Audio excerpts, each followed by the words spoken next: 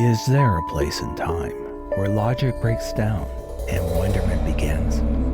Could that be somewhere or sometime along an indefinable line between the reasonable and highly unlikely? Join us twice a month on a journey into the improbable. Today's story, episode 245, Baseline Human, read by Mitchell Tew. Opening and closing theme by Matthew Erdmann. Somewhere and sometime, an act intended to save humanity might unintentionally destroy it.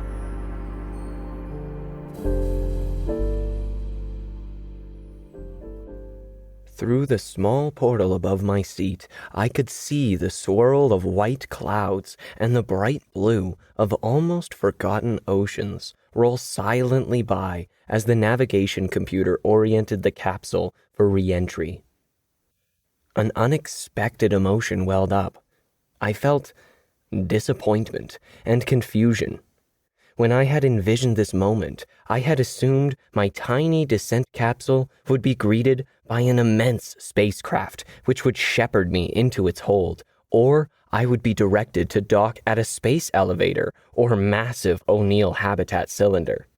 Instead, I was about to hurtle back to the surface, briefly becoming a shooting star like the first astronauts centuries ago. Somehow, this felt wrong. I could almost feel the hungry flames eating away at the ablative heat shield, trying to get at me when my capsule bit into the atmosphere. Irrationally, I suspected the air was angry because I had survived, and it was about to make me pay for that unnatural fact through incineration. Intellectually, I knew that wasn't the case, but I couldn't stop thinking the burning gas was alive as orange, then lavender, and eventually magenta plasmas flashed by the portal. Then, right on schedule, the radio blacked out, and I was alone. How long would it be before I regained communication? I wondered. Although I had only been out of hibernation for a total of 6 months, the mission briefing seemed so long ago that I couldn't recall the details of the re-entry sequence. I suppose in part because I hadn't paid attention, assuming there would be a better way to land in the future. Signal reacquired, a voice over the radio finally announced, snapping me out of my funk. Then the seat slammed into my back again as the parachutes deployed, and finally, relief washed over me. I looked out of the porthole as my capsule drifted down gently, swinging in the wind beneath the parachutes. I'm not sure why I was expecting to be able to see how things had changed in my absence, but the sky was still the same blue, and the white clouds were just as I had remembered. The sight reminded me that there should have been 4 pairs of eyes witnessing this, not just one. Suddenly, there was a deafening bang as the airbags deployed and the capsule thudded down in a cloud of dust. For a few moments, all was quiet. Then, my small world lurched as a machine grappled on and hoisted the capsule into the air again. I knew for certain this was not in the original landing sequence. I was bumped about as the capsule was manipulated into some type of container. Then all went black outside as the door was closed and sealed. The radio crackled to life. "Welcome home, Captain Varma. As you have no doubt observed, we made some last-minute changes to the landing protocols, but there's nothing to be concerned about." It was the same human voice that had greeted me when I first came out of hibernation and had followed me from the edge of cislunar space to atmospheric entry. "I'm proceeding with the shutdown and will await further instructions," I radioed back. "Roger that, please proceed," the voice acknowledged. I tried to imagine the face behind the voice, knowing it would be a stranger. None of the people who were at the launch would be alive today to help with the return. Outside, I could hear the capsule being sprayed. Then, purple ultraviolet light spilled through the portal, forcing me to close my eyes. After a few minutes, it faded into soft white light. Then the radio crackled again. "You can open the hatch when you are ready, Captain. You'll find a closet on the far wall. Please open it and put on the environment suit it contains. You'll need to wear it at all times." "Roger that," I replied, then cracked open the hatch and clambered out. The room outside reeked of chemical sterilization agents and ozone. The stepped-up precautions made sense given the samples I was bringing back. A sign on one wall marked the location of the closet and held directions on how to get into the suit. I followed the instructions and noted how the bright yellow environment suit seemed to mold itself around me, almost becoming a second skin. Panic momentarily seized me as a hood grew out of its collar and extended over my head and face, completely sealing me in.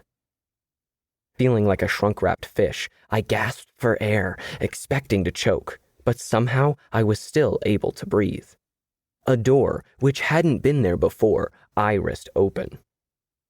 "Please go through and take a seat. We'll be departing for your debriefing shortly," the radio voice instructed.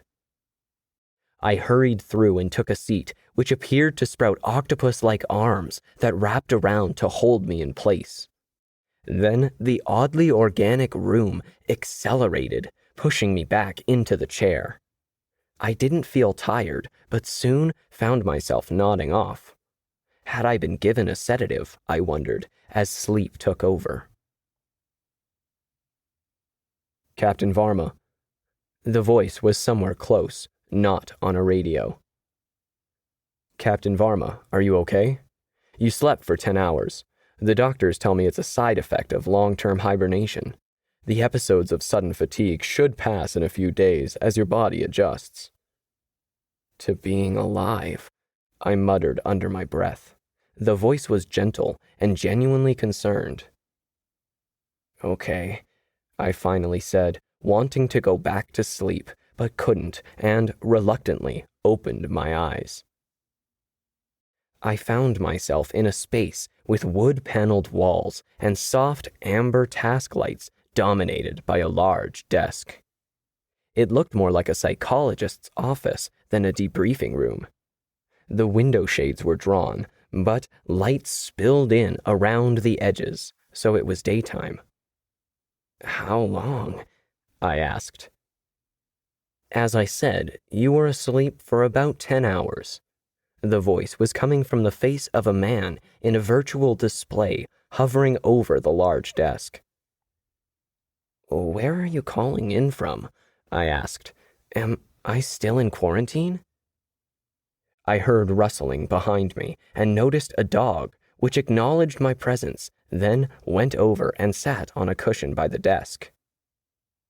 A door opened and a woman walked in, carrying some type of transparent device, which she set on the desk before sitting on a chair to the right of the virtual display.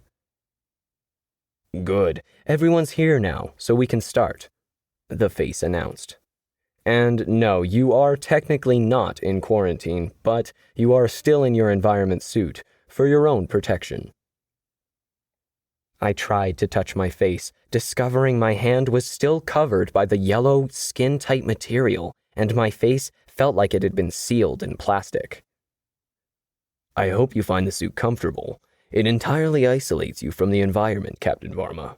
Now, I'd like you to meet our debriefing committee," the voice said. "On my left is Dr. Zunaria Basu, our expert in long-term hibernation. On my right is Dr. Saka Han." The dog nodded. "He is our leading genetic architect, and I am Urza Barak, director of the Baseline Recovery Project." "I thought I was going to be debriefed," I complained while staring at the dog, who smiled, revealing almost human teeth. "You are," it said. "I meant by the Space Research Organization." "We are responsible for your mission now," Dr. Han, the talking dog, added.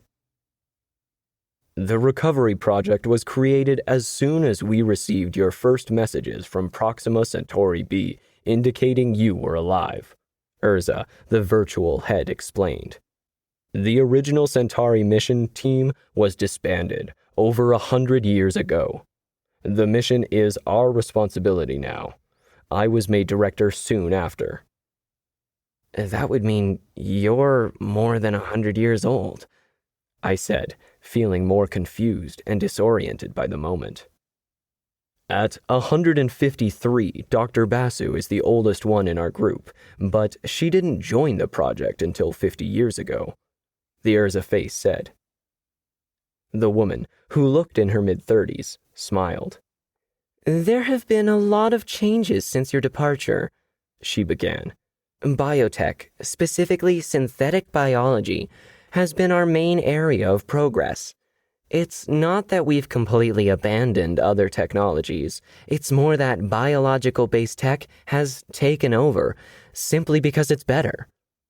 That this would happen should have been obvious even 200 years ago when you were launched.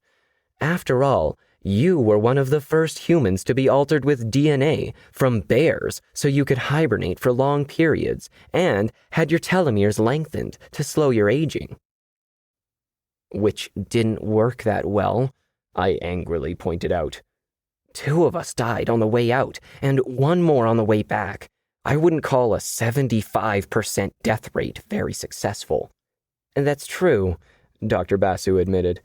Unfortunately, your mission didn't have the technology or raw material to implement upgrades to your alterations, so we couldn't fix the problems remotely. Yet, you are here and 243 years old, Dr. Han, the dog-like creature, added. That is a success all on its own. There will be plenty of time to get Anvi up to speed, but we have some formalities to get out of the way first, Urza pointed out. I hope you don't mind me calling you by your first name, Captain Varma. We are a civilian organization. I nodded my consent. I know you need to give us a verbal report, so why don't you start there, Urza suggested. I found myself staring at Dr. Han. Ahem. Urza coughed, clearing his virtual throat to get my attention. All will be explained in good time, Anvi. Now, if you don't mind, please give us your report so we can get that formality out of the way. Right. I turned my attention to the display containing Urza's face.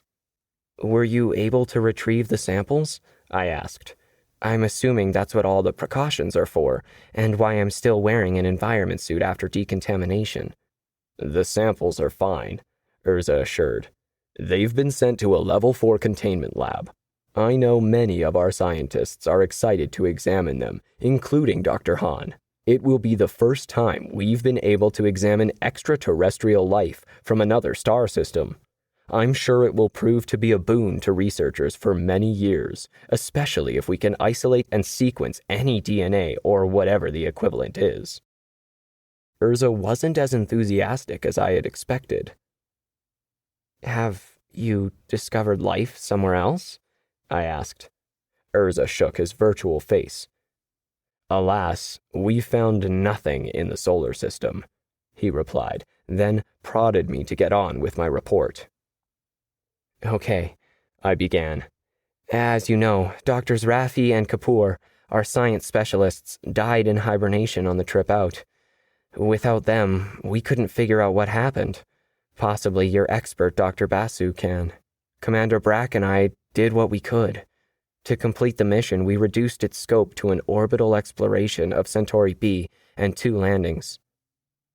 I explained how an extensive survey couldn't find the presence of the industrial emissions we had been sent to find the source of, and how I made the first descent. There was nothing there, at least not on the surface, I explained.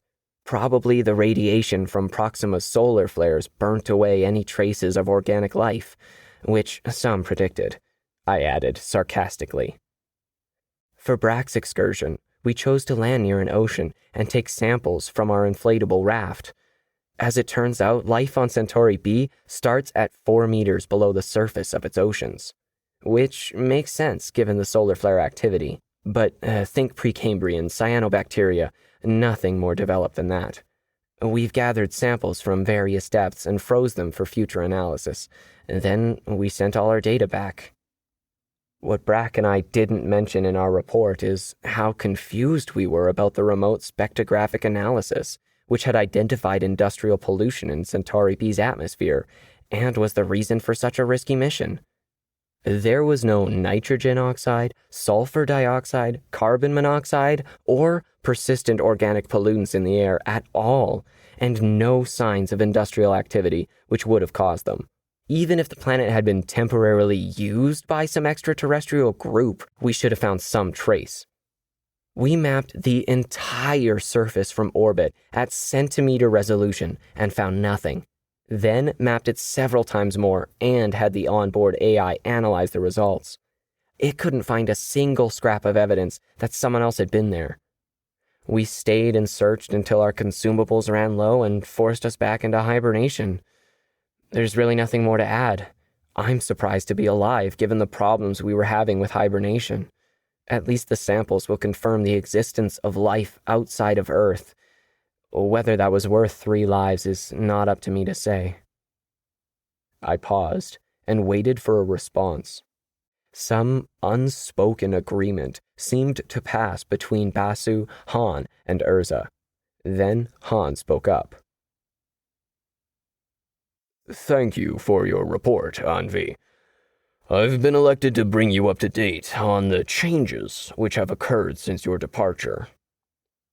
Rising on his hind legs, Dr. Han stretched. His forelegs didn't end in paws. Instead, there were 4 fingers and opposable thumbs, which he used to pick up the device Dr. Basu had brought in with her. You'll be able to access the details from this. He handed me the clear rectangle. It's voice activated. You can go through the history of the last 200 years at your leisure. However, I'll give you a quick summary of the key events. I note you've been gawking at me since you awoke. Let's start there. Embarrassed, I turned my head away.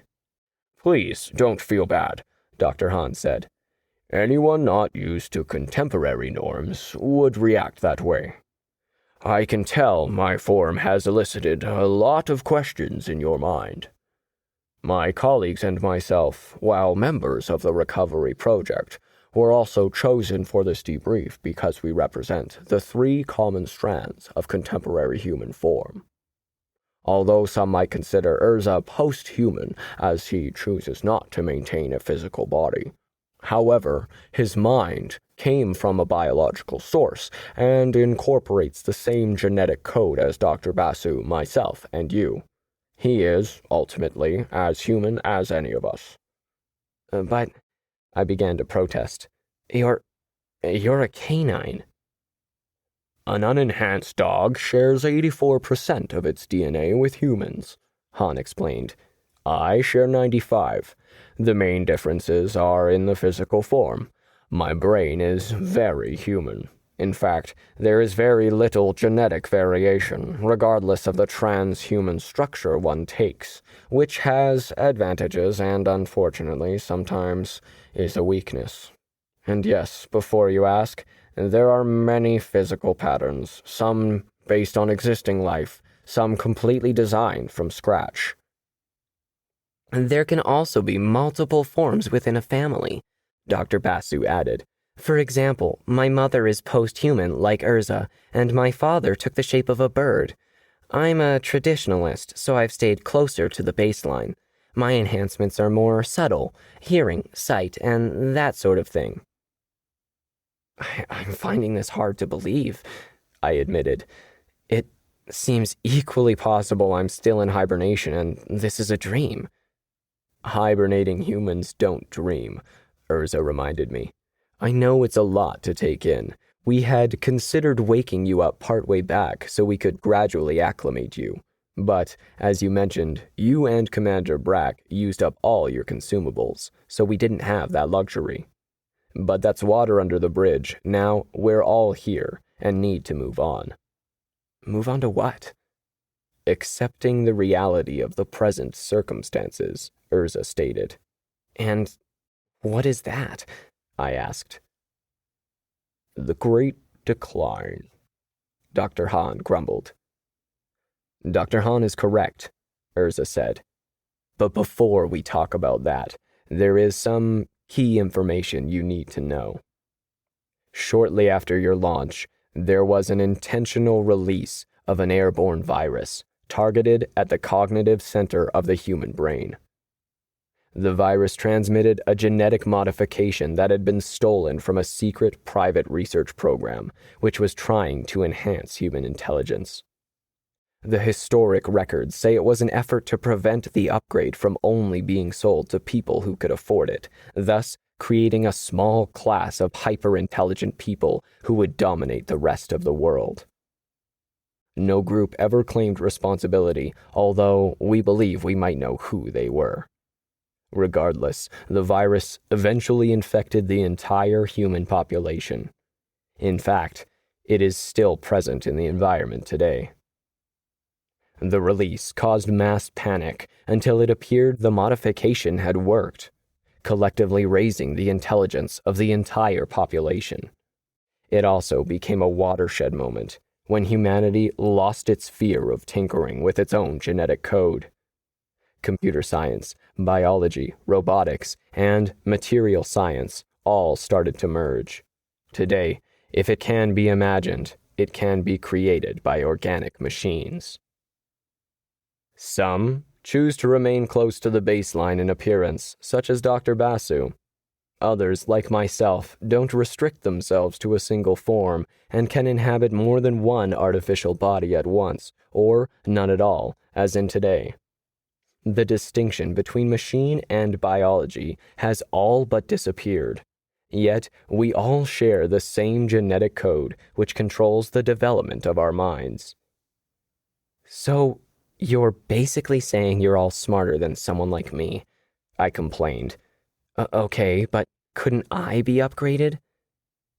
Yes, that's possible, Dr. Hahn said, exchanging a nervous glance with his colleagues. Upgrading your cognitive abilities would be as simple as breathing in the air. Remember, the virus is still present. We've never been able to eradicate it. But there is a problem.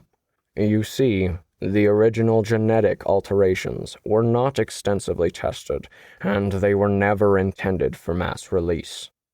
They were the best that could be designed at the time, and, like your modifications, they are flawed. After 8 generations, intelligence begins to decline, and the decline won't stop. It will keep going. It has been 9 generations since the initial infection, Urza pointed out, so you can see the problem. Not really, I said. If you can change your bodies, why can't you just fix it? To do that, we need to know what the original modifications were, Dr. Hahn admitted. How can you not know that? I growled in disbelief. Everyone alive has the modification, Urza said. We need to study an unaltered brain, Dr. Basu explained, so we can see what was changed and understand what went wrong. Then we can create a fix, or, if need be, develop a modification to return everyone to baseline. The 3 sat there, silently waiting for my reaction. You said the release happened just after we left. How soon? I demanded, beginning to suspect something had been left out. Within 3 days, Urza reluctantly admitted. The group that released the virus also altered the spectrographic analysis of Proxima Centauri B's atmosphere. There was no evidence of industrial activity in the atmosphere in the original reports. So the mission was pointless? I growled. No, it was their way to preserve a sample of baseline humanity before the release, Urza corrected, as a precaution against what has happened. Even knowing there was a good chance the hibernation modifications wouldn't work, I accused, getting angry. I cannot put myself into the minds of the people who planned this, Urza said. I can only imagine that it was a gamble they felt justified taking. Without the release, the world would have bifurcated into an elite and underclass. It was a desperate act, whose consequences are only now becoming apparent. You and your crew were their insurance policy. I let my anger boil over. So, I'm the sample you're interested in? I'm not sure how Raffi, Kapoor, and Brack would have reacted, knowing what the odds of survival really were and what the true reason for the mission was. But I know one thing. What's that? Urza asked, trying to sound sympathetic. The insurance policy is not going to pay out. Before they realized what I was doing, I smashed the handheld device Han had given me against the arm of the chair, shattering it into several large shards. Taking the sharpest-looking one, I slashed a gash into the clear covering over my face. With my other hand, I tore at the hole, exposing my mouth and nose, then took in a deep breath of the unfiltered air of home.